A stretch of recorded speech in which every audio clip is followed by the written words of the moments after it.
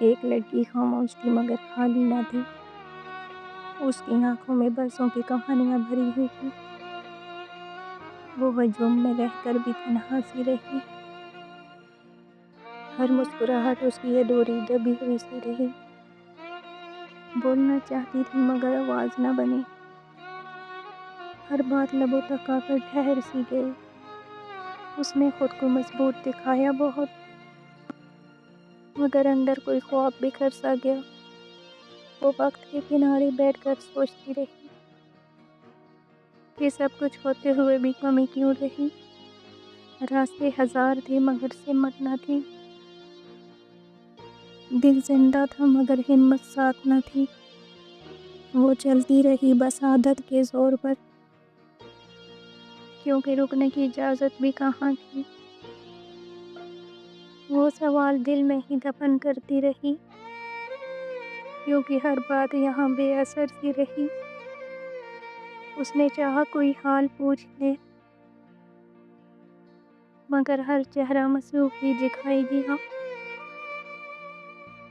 وہ راتوں کو جاگ کر سوچتی رہی کہ کیا واقعی کوئی اپنا بھی تھا۔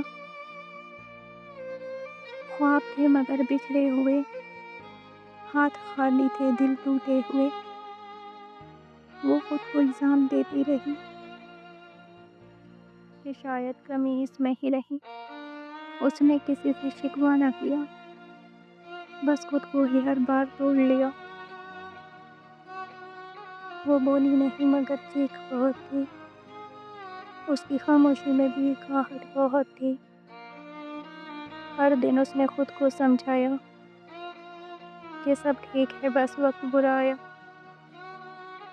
مگر رات کے سناٹے میں دل نے سچ ہر بار دہرایا۔ وہ چاہتی تھی کوئی ٹھہر جائے، بس ایک لمحہ، بس ایک بات جو کہہ دے کہ تھک گئی ہو، اب تم اکیلی نہیں ہو یار۔ مگر ہر رشتہ عارضی ہی رہا، ہر وعدہ بس باتوں تک رہا۔